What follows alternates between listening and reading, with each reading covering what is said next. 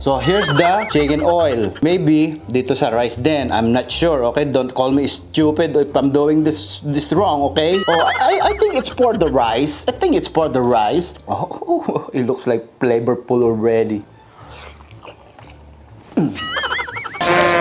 Ako si pambansang pulo ko at ako'y laging handa. Hatid ko lamang ay saya, miski na bata matanda. Kung madami mang problema sa buhay, okay lang yan, mahalaga. Andito tayo at itawa mo lang yan. Pagod ka ba sa trabaho? Okay lang yan. Hindi ka pa sumasweldo? Ayos lang. Ang tawanan, abot ng magdamagan. Ang tawanan, abot ng magdamagan. Hi there mga best friends and welcome to a very wonderful mukbang video. As you can see, no wait, before you see, I just wanted to tell you that I'm so happy to be back home. Yes, back home means here in the Philippines. Yes mga best friends, nandito ngayon ako sa Philippines because, and not really for a vacation, just to take care of some stuff and a little bit of vacation na rin.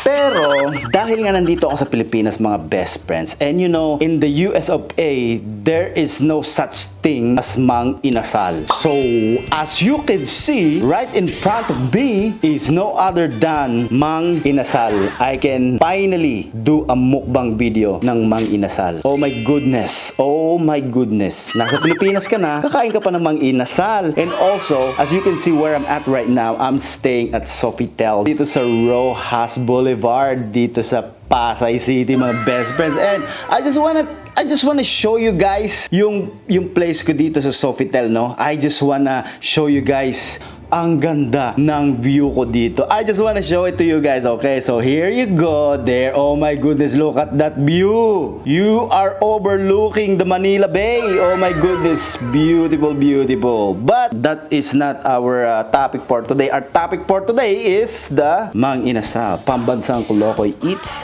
mang inasal. So, huwag na tayong magpaligoy-ligoy pa. Ayan ah. It's my very first time to do also. Kasi dun sa US, it's called Uber Eats. Dito naman mga best friend. Ang tawag nila dito, Grab. Tama? Grab. Oh, tama. Oh my goodness. Look at that. As you can see, ha? Very talagang mang inasal yan. Oh, ha? Oh. Yan ang ating kakainin ngayon. Masyado ba tayong maliwanag mga best friends? I-adjust natin. Yan. Very perfect. Look at that handsome guy over there. Okay. Oh my goodness. And this is the... Look at this. Look at that.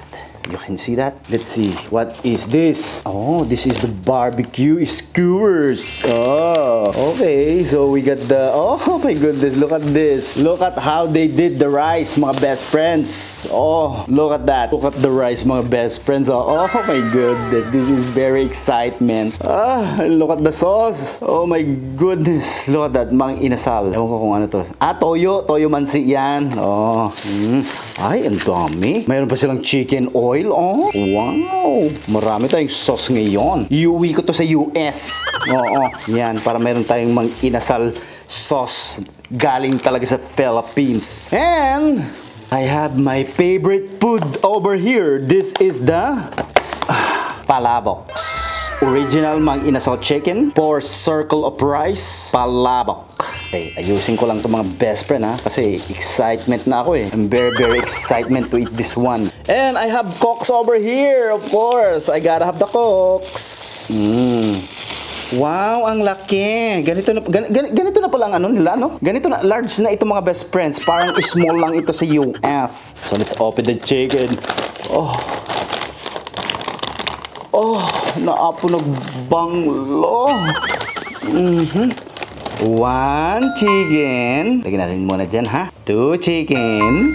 Oh, marami akong in-order. 4 chicken. Ay, hindi, 3 chicken. A total of 4 chicken. Ay.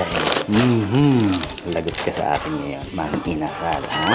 Okay, mga best friends. Ano pang hinihintay ninyo? Let's dig in. Pero mang inasal, ha? Nagtatampo ako sa inyo, ha? Pwede ba next time? Paano ko kakainin itong palabok? Wala namang kayong binigay sa akin na utensil, pencil lang ang binigay ninyo. How am I gonna eat this one? With kamay? I know you see me mukbang with using my kamay, but I'm not gonna kamay the palaboks. Okay, that's the only thing I didn't like about this one. Either you forgot or talagang kinakamay ang palabok dito.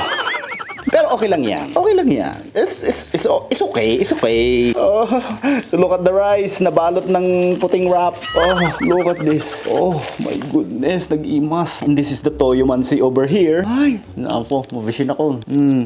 Make sure. Oh, look at this. I gotta have a close up for this one. Oh. All you have to do is like that. Naapo.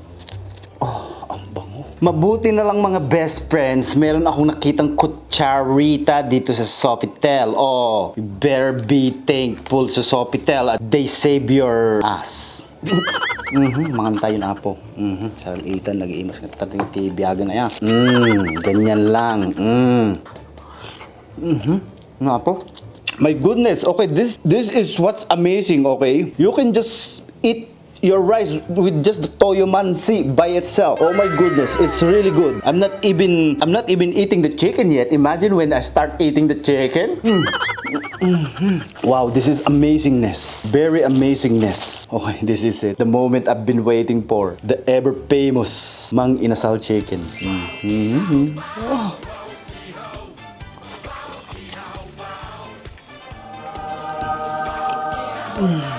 I am very speechless. I'm very speechless. No wonder everywhere I go, all around the Philippines, every time I see Mang Inasal, it's always pak, capital P, okay, not F. Now let's try the skewers. I am so glad. I am so glad for this one. And I am so glad I ordered extra rice. Oh my goodness, I can't believe this. And you know what's very nice about dito sa Sofitel, huh? All the employees here, they are so very generous because earlier, because I don't have a local number here in the Philippines and I don't have a Grab app. So I went downstairs. Buti na lang the lady that works here, she's the one right outside the security. I forgot her name, but God bless you. She let me use her Grab app. Pinagamit niya sa akin, kaya yon imbis na maglakad ng very 1,000 miles ang kalbo, dineliver nila dito. Ang init-init pa naman sa labas. Oh my goodness, Philippines, always hot. Any time of the year, it's always hot. Mabuti lang, pinahiram niya sa akin yung kanyang app ng Grab. Now look, I'm enjoying my Mang Inasal. Oh my goodness, let's do this again. Let's put some more toyo mansi, okay? Watch carefully, okay? How I do it. Just like that. Just drop it just like that. Drop it like it's hot. Just the toyo mansi by itself talaga. Very good. My goodness, I can't stop eating this chicken. Alam niyo, whoever invented the toyo mansi for Mang Inasal, you are very good. Wala akong masabi. You are very smart there. Imagine, you can just mix the calamansi in the toyo, then you can just squirt it like this. Very genius. Sabi ko sa sarili ko, pag dumating ako sa Pilipinas, that's the first food I'm going to eat. The Mang Inasal. Hindi ako nagsisi ng pinili. Oh, and you know what? Chicken is not really my thing. I'm not really a chicken lover, But I love chicks. Chicks, yung maliliit. Kasi cute sila, maganda alagaan. Diba maiisip nyo Kung ganito rin lang naman ang timpla ng chicken ko, if I'm not on a diet, I can eat this every day. My goodness, nakadalawang na ako ng rice. Grabe. Yan, ang sarap ng toyo mansi. Ano kaya itong chicken oil? Para saan kaya ito? Sorry kung gagamitin ko to sa hindi ko kasi alam. Sorry naman. Siguro para din sa kanin to. I'm not sure. But let's use that later on. Then we need to finish this one. Let's get another chicken.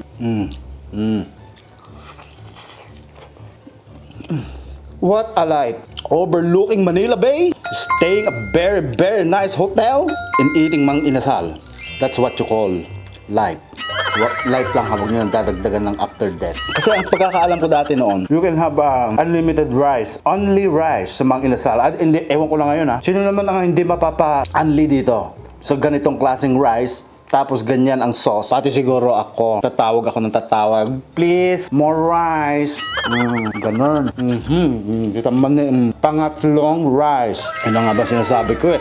Pag uwi ako dito sa Philippines, all I do is eat because food, they are all over the place. Anywhere you look, you can see food. Tumatalsik tuloy. So here's the chicken oil. Maybe dito sa rice din. I'm not sure, okay? Don't call me stupid if I'm doing this wrong, okay? Oh, I think it's for the rice. I think it's for the rice. Oh, it looks like flavorful already. Oh my goodness. That's a next level flavor over there. By the toyo mansi by itself, it's already good. But with the chicken oil, another level. Another level. Usually pag mga ganitong I'm already full.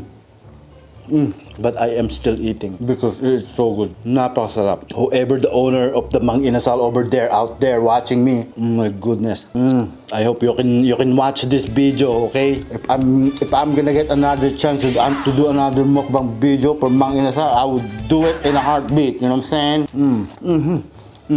Usually, pag kumakain ka ng ganito, kadami, tapos hindi ka pa umiinom, usually nasasamid ka. Ako, hindi pa ako umiinom ha, pero hindi ako nasasamid. Dahil masarap siya. Sus Maria Joseph. No wonder dinudumog ang Mang Inasal dito. Any time of the day, punong-puno. Naltutaan ako. Masapol ko ti uminumen. Isa pa ito ha. Paano na lang yung mga hindi humihigo. Gusto nila ng straw. Yung mga social dyan. Hindi nyo ako binigyan ng straw. Oh, pasalamat kayo ha. Tumutungga ako. Paano na lang pag yung dineliver ninyo wala silang straw. Oh, di magagalit sa inyo. Ko-complain na naman sa inyo. Next time please, do it the right way. Don't rush. Okay? Charot. Now this is the moment of truths. Let's see how their palabok tastes like. Kasi biruin mo Akala ko they're mainly on chicken but meron silang palabok. Bobongga. Oh.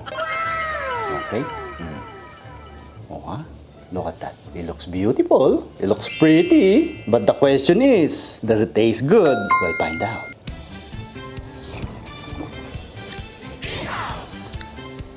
You're probably expecting me to say I'm so disappointed because of my face like this. No, actually, I am very, very surprised that your palabok tastes so fantastic. Very, very good. Very, very good. Kaso nga lang wala akong tinidor. Gusto kong kumain ng marami. O, ayan, nagbabagsakan sila. Pag ako nainis, kakamayin ko to. Paano bang kutsarita? Kasi nung nga makan ngay datoy no kutsarita tapos usaran. Salitan.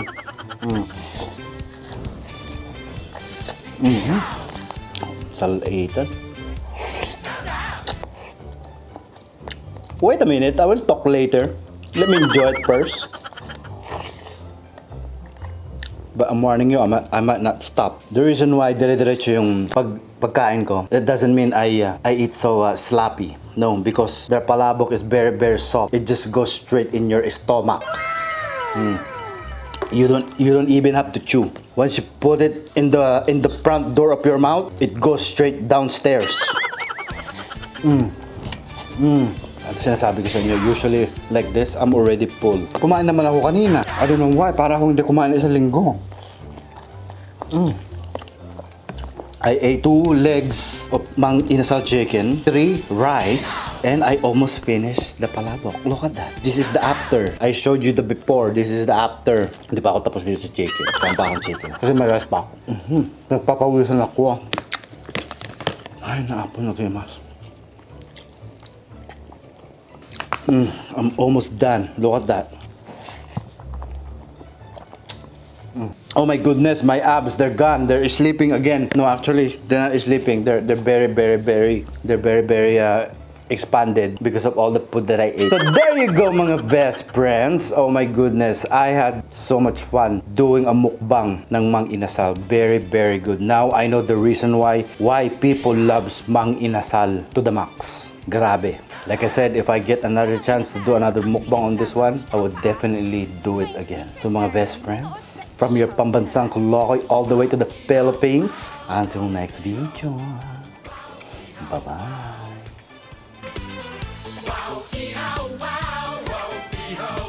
Mang Inasal, 2-in-1 sa laki, nood sa ihaw sarap.